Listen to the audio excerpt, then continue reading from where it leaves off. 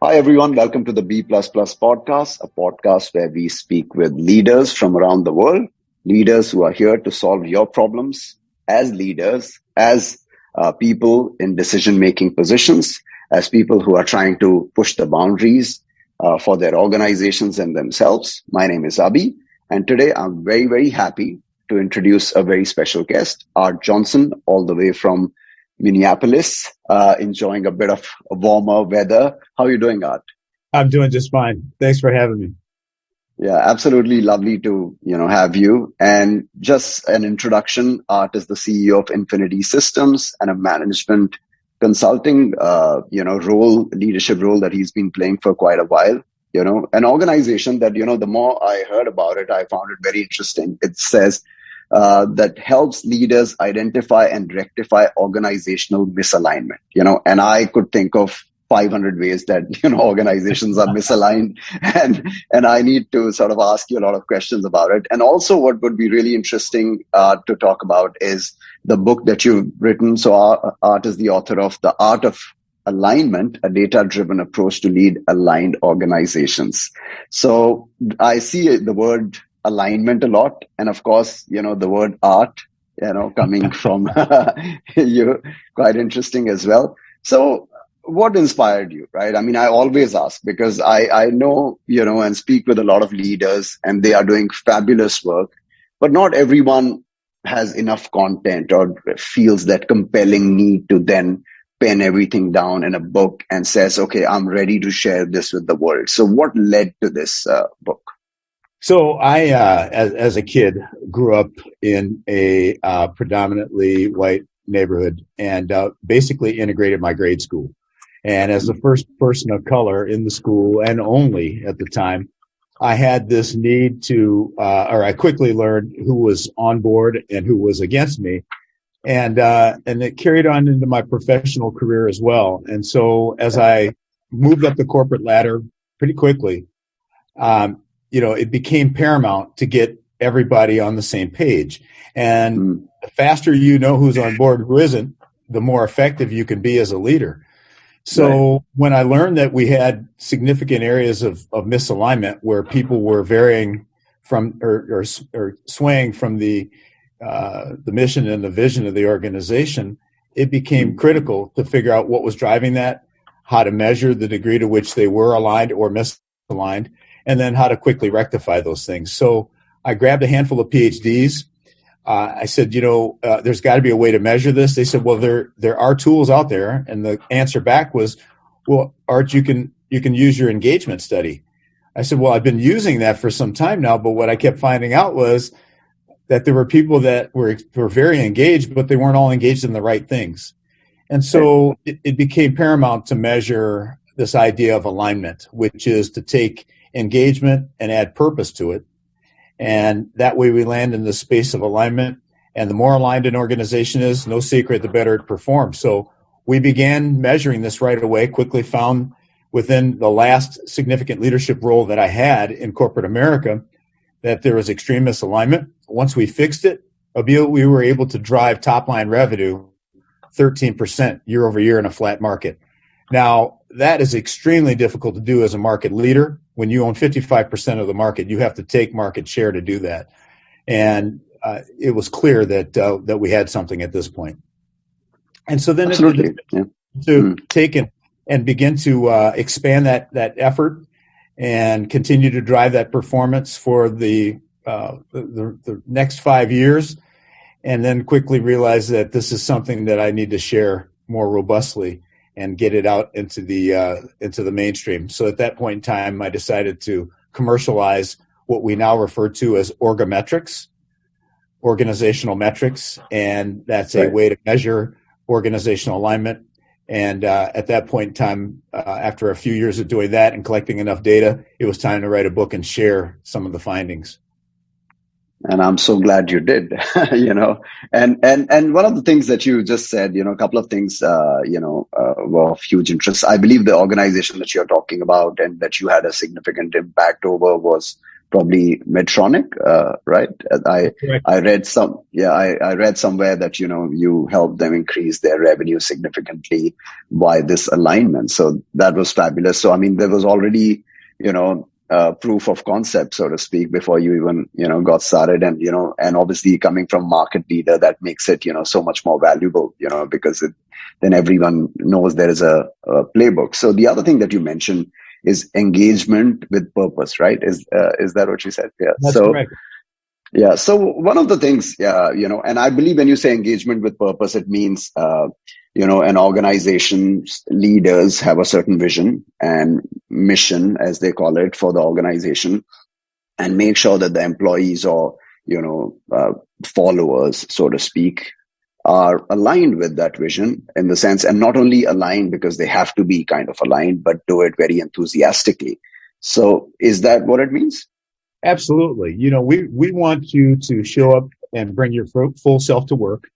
We want you to be in a place where the things that you're being asked to do and the things that you are challenging your employees to do, every one of us are doing these things almost cheerfully because we can clearly see line of sight how our contributions have a direct impact on the trajectory of the organization and its overall performance. So not only are we clear on that, we're also clear on what the common goal is.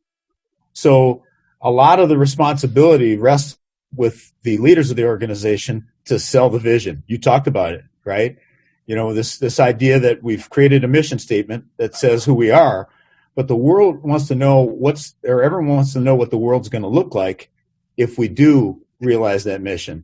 And so that vision becomes extremely critical in terms of giving people some insight as to what's in store. And so that excitement comes. We've got a clear goal. It's straightforward in terms of what contributions each individual is making, and then we can begin the ascent towards success.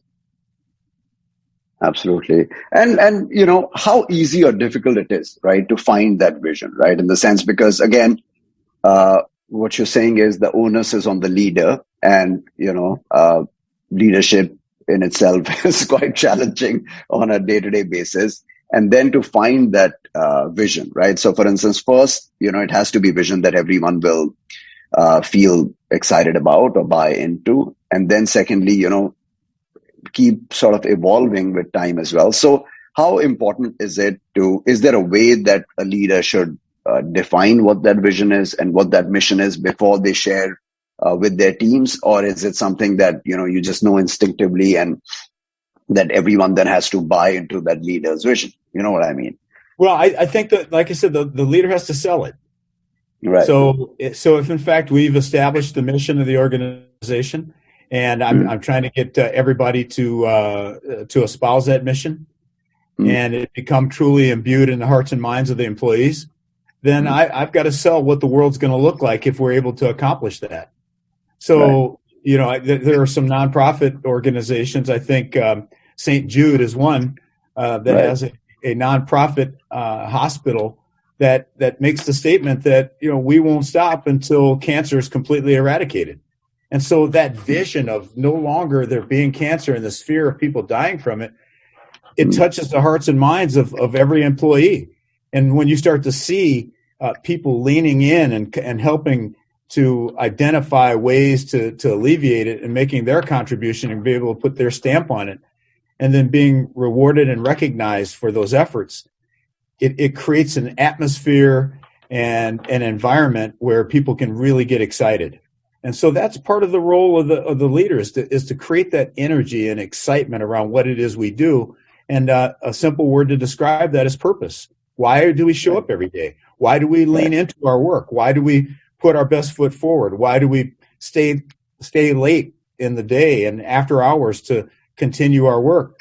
One of the interesting things, Abil, is in the work that we do, we measure this stuff. Right. And what we find is that a person who's more bought in to the mission and vision, in other words, is more aligned to it, they don't burn out. You're doing what you want to do, and you see the rewards of your efforts. And so you're excited to show up for work. You don't get tired as quickly. You're less apt to get sick. You're a much better team member.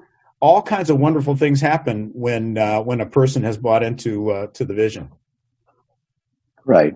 I mean, so what it tells me, as somebody who's running a team, is that before you inspire, you got to introspect as well, right? In the sense that it has to be, because now you have, you know, double the responsibility. I mean, you always do as a leader, but the fact that, a leader and obviously somebody who just says, oh, I want to make $50 million is not really a vision, that anyone will buy into. And the fact that there has to be deeper introspection in terms of what will this organization create? How will it impact people's lives? And of course, nobody's going to buy into a vision of, oh, let's work so that our boss can make $50 million this year. So there is a lot of, introspection that goes into it. And I guess, true leaders would have already done it. But, and once you introspect, then you inspire. And then, like you said, it's the job of a leader to sell that, and people need to feel that they are making a difference, especially in these dystopian times when, people are not able to see their family members and, not socializing and all kinds of challenges. And all the more, this is the time more than ever for people to really buy into why they are doing what they are doing. Right. So which brings me, to the next question. The book also mentions, that the leaders need to develop their skills, and set clear and ethical goals for themselves. Right. So what kind of skills and goals would these be? Well, one of the skills we just touched on, which is this idea of being able to sell the vision, and it's not just selling your vision, it's selling the shared vision. It's the one that we collectively as a group espouse and are excited about. Not just the fact that you can go make 50 million, but that we all can benefit from this collective goal that we've established. And, in the United States, we have this sport called American football. And every year, each team aspires to go win the Super Bowl.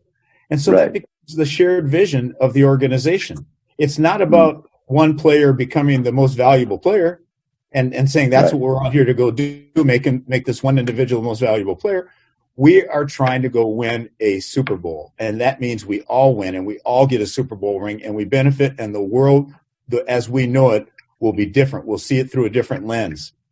And we'll have opportunities afforded to us that we might not otherwise have because we are considered to be champions. And so the degree to which the leader can take the time and articulate specifically what that world will look like, what it will mean to each of the individuals, how the broader community will benefit from it, it creates this excitement and energy around it. And there are some leaders that are outstanding at doing it, and some could use some work. So part of this is finding those leaders that have that skill, and giving them a megaphone to deliver the message, and helping them to get the opportunity to cascade that message more effectively. And for the ones that don't necessarily have that skill, which is what you're talking about, it's an opportunity for development, which is to not only practice this idea of public speaking, but at the same time, how do I convey my authentic self? Because at the end of the day, each leader or each organization moves at the speed of trust, and leaders must be trusted, and trust begins with authenticity. So the degree to which that leader can convey an authentic message creates an opportunity for them to connect more deeply with the employees and deliver a much more a message that's going to move people toward buying into this vision. These are skills that are required. Sure. I mean, I love sports analogies, so I'm glad you brought them up. I have countless sports analogies. Yeah, I've no doubt. Yeah, and so the other thing, the reason I was asking you about this is, for all of you who are watching and listening in, is the fact that if you get up in the morning and you say, hey, I'm not the most inspirational person on the planet, and I don't get up in the morning to say I'm going to change the world, that's okay too. So you can read the book and you can figure out ways that you can sort of arrive at that message, arrive at that vision and missions, right? Because I have come across, some very effective leaders, but they may not be the most inspiring people, right? So I think and I've noticed a lot of them just sort of give up on that, and they just feel that, hey, I'm not the kind of guy who's going to do that. I just, keep my head down. I get things done and everything. And they're quite effective. I mean, no doubt about that. But again, I believe, and, that's why I was quite excited, to speak with you, because I truly believe in that, right? We have to find, not only, for the organization, but even for ourselves as leaders, we have to find something which is bigger than us, right? Like you mentioned, how do we impact the community, the society at large? What is the impact that this organization is having? All the families of all the people who are working and in many cases sacrificing. And so, it's just, I'm so glad that you mentioned that even if somebody feels they're not a very inspiring leader, they can still find tools in the book to sort of become more inspiring, right? They can, or it's that opportunity to find someone in the organization that has that skill set. So part Right. of there's a couple different types of leaders, Abil. Right. So you have some leaders that are out in front with the megaphone, that are out blasting the message, getting it out, to the Right. broader organization as to what it Right. is that's being expected of them. But then there are other leaders that have more of a shepherd sort of approach, which is, you know what, we have some bellwether out there that are more capable, that might be a little bit faster, might be a little bit smarter, might be a little bit better in terms of inspiring the broader employee base. Let's give them the opportunity to do that. And as a leader, I'm going to lead from behind and make sure that we are all getting behind this particular individual so that we are collectively going in the same direction. And so it's a different approach to it, but yet recognizing what the need of the organization is and infusing that is the hallmark of a true leader. It doesn't mean you have to be the one, but you need to find the one. Right. A good captain can find a more flamboyant quarterback, right? So something of, yeah. So yeah, I mean that's a great point as well, right? So we don't always have to do everything ourselves. It's a collective effort. There's somebody on your team who buys into the message already, who understands you, who's probably been working with you for a long time. And so you don't have to be the one with the megaphone. You don't have to be the Wolf of Wall Street inspiring people to do those trades, right? You can find somebody else. And you don't have to be the smartest person in the room. Right. This is something that in the book I specifically reference, which is, right. I walked from industry to industry, and it didn't matter because we had enough technical aptitude within the organization. We had plenty of that. What we needed was real leadership, which is seeing things through a different lens, asking questions that not only inspire but begin to expand the thinking. It's so funny. I think back to my father. Right, my father was a drill sergeant in the Army, just Army trained, no formal education other than that. But I can recall back cutting the grass as a kid, and after I was done, Dad had this way of asking these effective questions, which was. After I got done, he asked me, he said, well, Art, is this your best work? And I looked at it and I could see a spot that I missed. And I looked at him and I said, no, this isn't my best work. And he looked at me and he said, when do you think we'll see your best work? Right. And that was inspiring enough. He didn't need to raise his voice. He just went on back inside. I fired that lawnmower back up, finished off the job, and mission accomplished. Leaders have the ability strong leaders have the ability to inspire. And sometimes that inspiration comes by asking effective questions.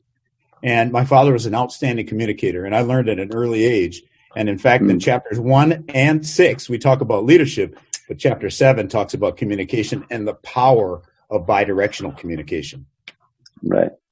That's fabulous. I mean, I can just imagine, your father asking that question. It's so important to get people to sometimes realize that they are better than what they are doing, right? And it's so subtle, and not many people can get it done, right? But in the sense that you don't have to criticize them, you don't have to point fingers, you just have to ask them, like your father did, is, do you think this is your best work? Well, that'll stay with me forever. That's lovely. Yeah.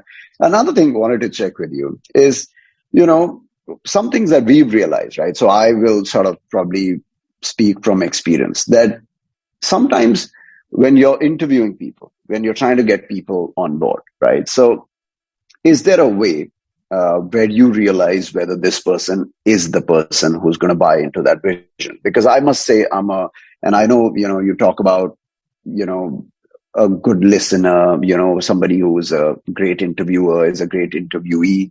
And the fact that how do you realize or maybe decide whether that person is the right person? Because, you can bring somebody in. Is there a way, right? Because I must say I have hired some of the worst people possible, right? So, and I think I'm a terrible interviewer, and I acknowledge that, and I try to work on it.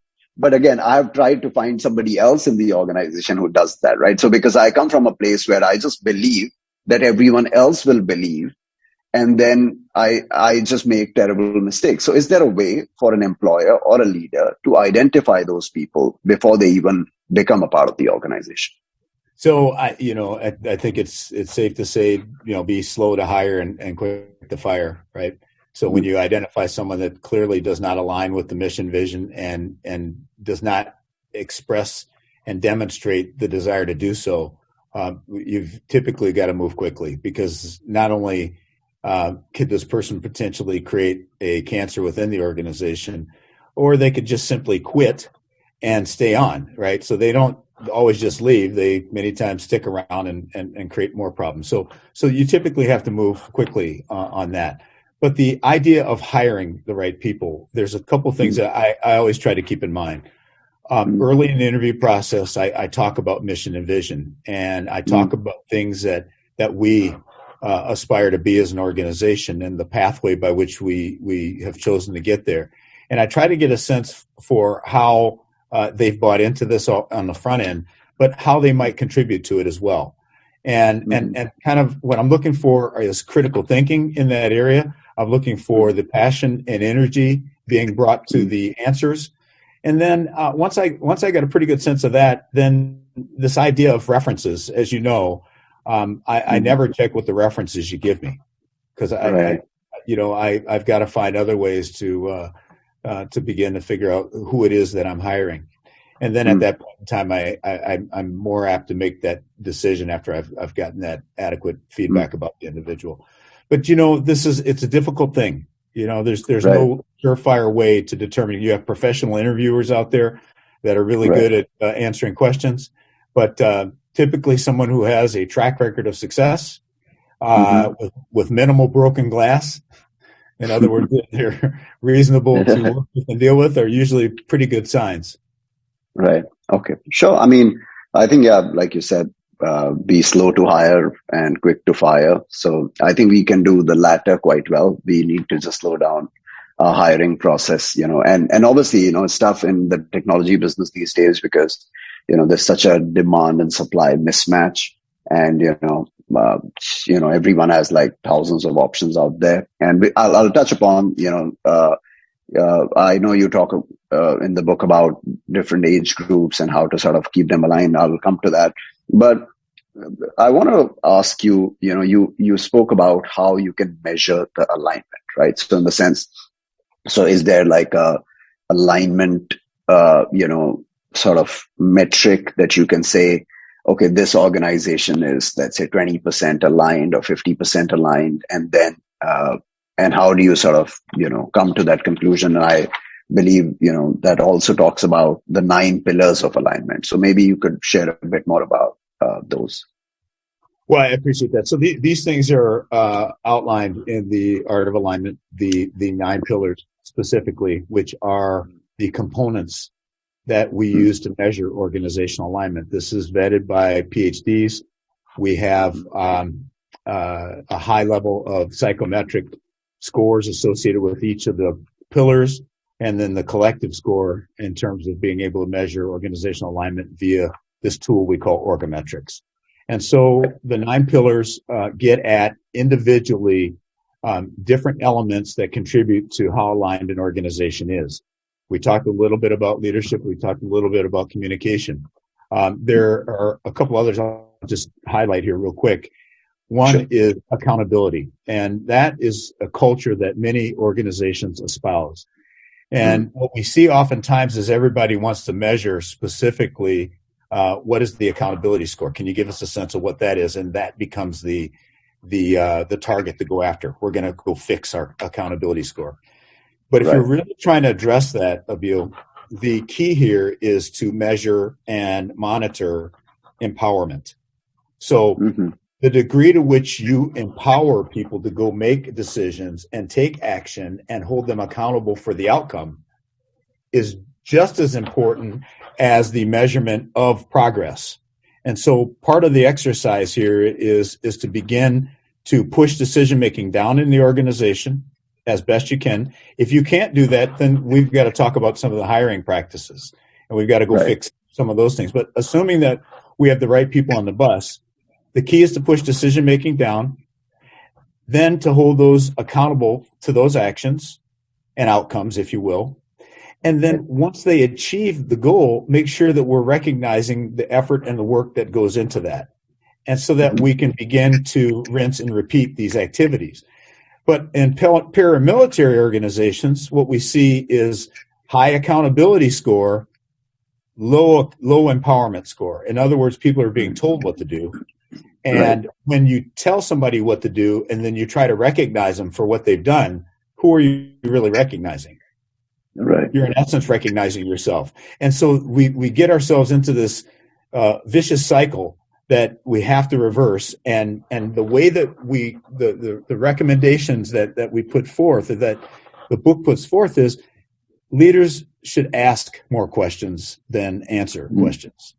In other words, when faced with a difficult situation, an employee comes in the door, the tendency of a smart person is to answer the question. They can't help it. It's just you're smart. You've always been the oracle of information. People come to you with difficult questions. When they come to you with something, you feel compelled to answer. But if you just pause for a second and ask, well, what are the options that you have? Right. And what that does is, it fosters critical thinking. And so now we've expanded the possibilities of the answer. Right. Now at this point in time, we can start to dissect which one is the most appropriate one. But we allow the employee to make that decision so that they are accountable for the outcome. And typically the outcome is a lot better when they've bought into it. Right. So I think, sorry, go on. No, I was just saying, so these are a handful of the pillars of alignment, and the degree to which these things create the crescendo. What we're looking for as people answer the questions, there's 21 questions in the instrument. It takes less than 10 minutes to get through it, but we're able to quickly ascertain where the issue is. Is this an accountability issue? Is it an empowerment issue? Is it a teamwork issue? Leadership? Where is it? What pillar is it that's the biggest challenge? And then what pocket of the organization is experiencing this area of occlusion? Yeah, that's really fascinating. I mean, the part that you spoke about, accountability without empowerment, right? I think that happens so often across organizations. Is, people talk about accountability, but they don't really truly empower their people, so and that, I mean, I must say, I've seen that happen a lot. I've been quite mindful of that and trying not to do that, but I must say I'm terribly guilty of answering questions, right? So in the sense that I don't ask enough questions, and it's something that I've been trying to unlearn. And so in fact, yesterday I was speaking to one of our project managers, and I was asking her about, so what do you think we can do?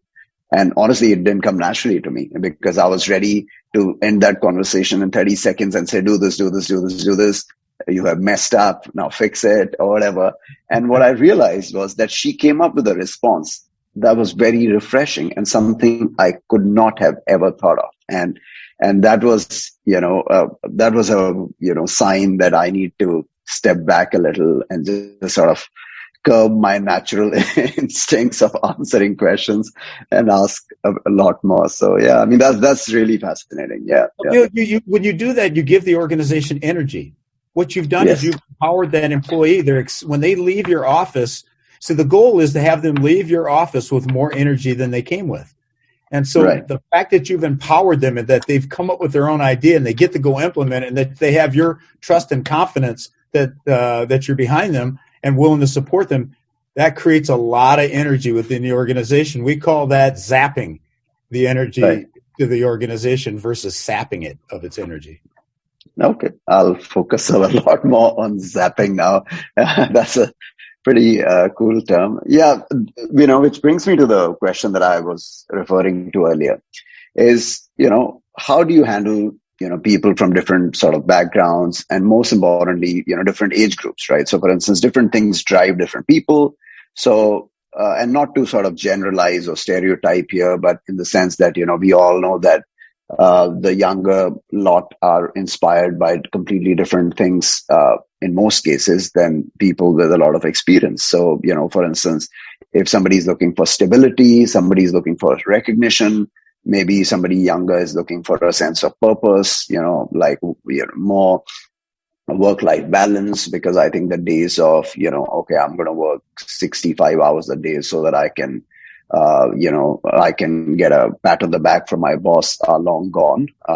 And thankfully so, and so, how do you, sort of align the organization where all of these different age groups feel a part of it and not like get the sense that this is only meant for this group? Because I've experienced that, and I've seen, I was speaking with this startup founder the other day, and he had a different sort of challenge, and he felt that a certain nationality, because they had cross-border teams, a certain nationality bought into the way they were functioning, but a different set of people, maybe it was cultural differences or something. So how do we go about this?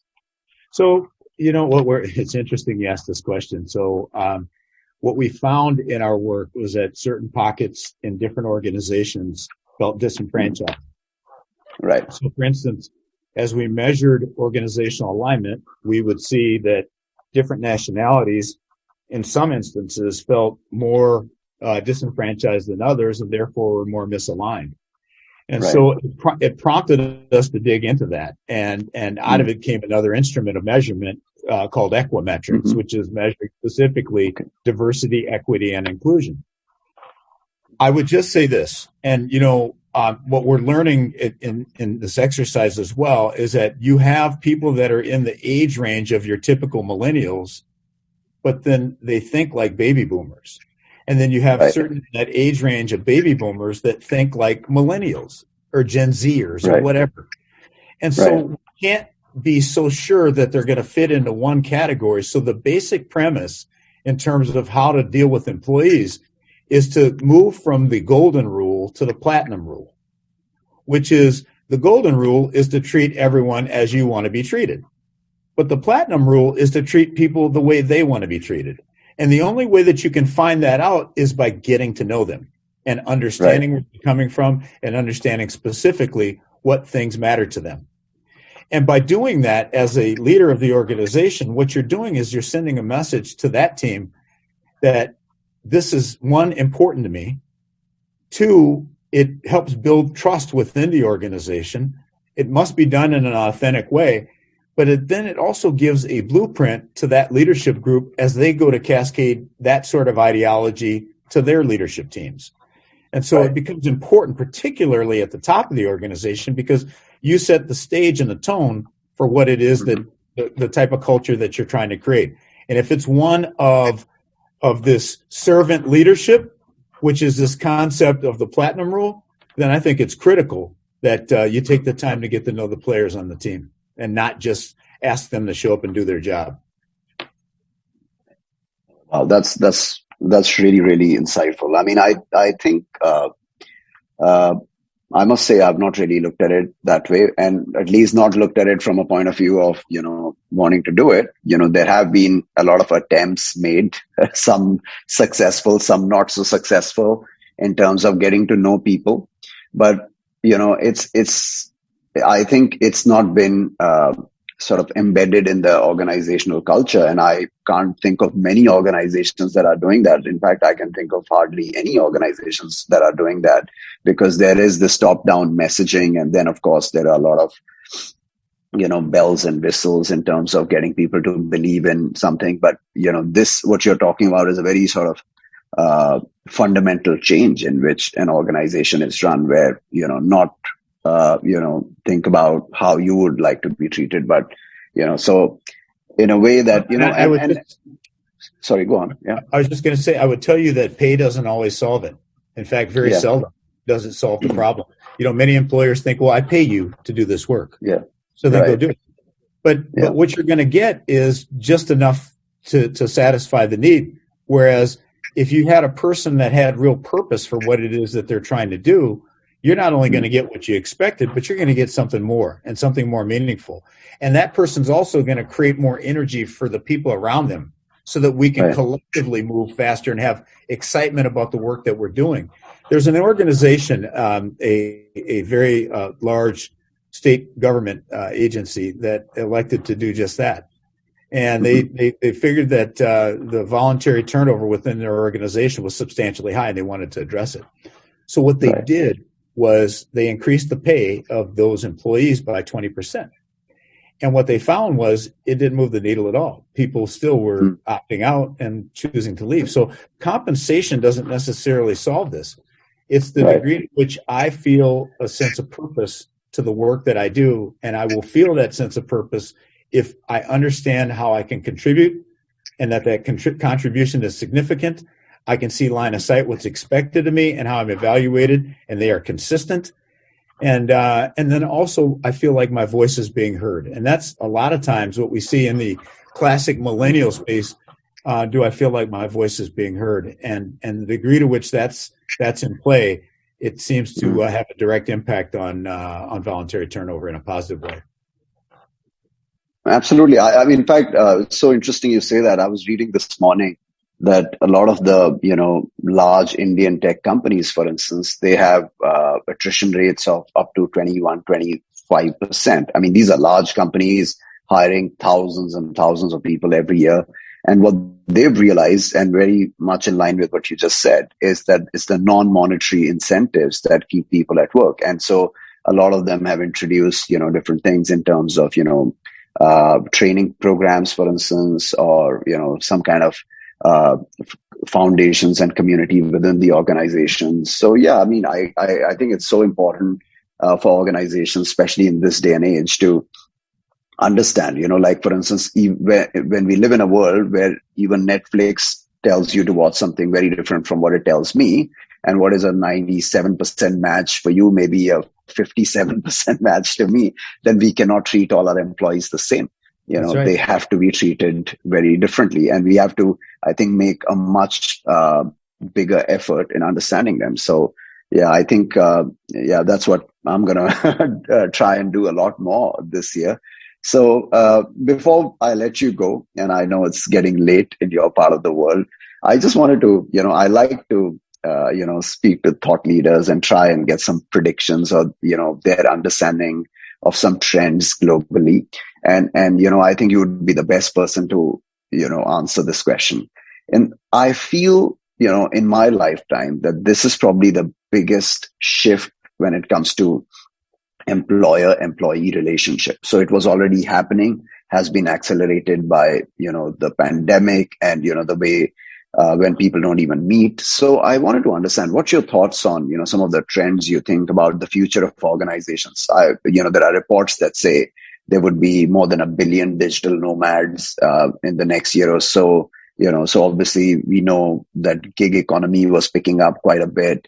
There's a lot of activism in a lot of large tech companies. You see some kind of unionization, and people say, why are we doing this? I don't want those stock options, but why are we doing this? And, whether it's marginalization or whether it's, any social cause that they believe, what is our organization doing for climate change and everything? So from a leadership point of view, what do you think is, I know it's a very broad question, but what are some of the trends that you see emerging for the future of organizations, and how should leaders sort of be prepared for it and maybe do something about them?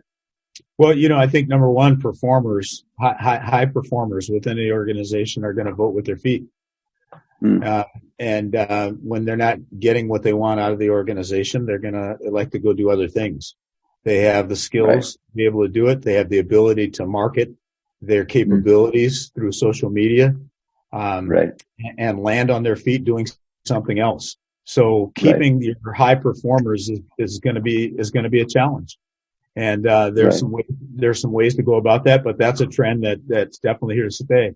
Another one, based on the pandemic, is the difficulty now of connecting with employees. We don't have these typical town hall meetings as we've been accustomed to in years past, where the town hall is taking place and the person standing up presenting can see the people in the audience as to whether or not they're on their phones or talking to their friends or whatever. But right now, what I can do is I can turn off my video and go to the restroom or respond to a text message or whatever. And that wasn't available before. So now that we're doing a lot of our work via Zoom, there are things that make it very difficult to connect with employees. And so we have to be much more intentional about how we go about that. And so I think that's a trend that's going to be with us for a while as well. And then the only other thing that I'd like to kind of touch on a little bit here is, we talk about the importance of getting everybody aligned, right? And the idea of purpose and what it means to an organization and the importance of selling the vision and whatnot. If we don't take these things seriously and measure our progress in these key areas, we can't get better.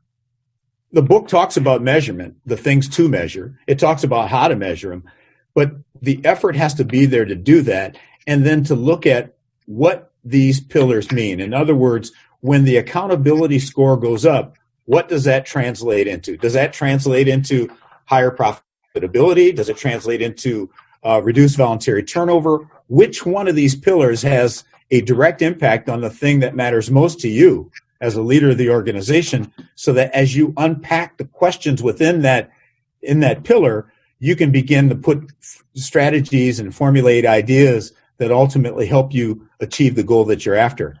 But it requires these leading indicators of data that help us make these better informed decisions. And I think data is here to stay, is the final point that I would make. Using data to effectively lead is a critical component. Absolutely. I think that's the exercise a lot of the listeners would undertake, try to understand their organizational metrics. Please go and get the book. And I plan to do that, try to understand where we stand in terms of alignment. And I think some of the things that you touched upon, in terms of, it's going to get more challenging to retain quality talent and to engage employees, and, more challenging than ever. And in a way it's good, because that means the world is moving in the right direction where employees are empowered. So, it will require more than money. It'll require more than, a top-down messaging. It will require more than a pat on the back. It will require more than just answering questions. So there's a lot that I have personally learned, the art of alignment, a data-driven approach to lead aligned organizations. Please go get your copy of the book. I'm planning to do that as well. Thank you so much, Art Johnson. It was absolutely a pleasure speaking with you. I have personally learned a lot, things that I plan to implement. I'm sure all our listeners and viewers have as well. Thank you so much.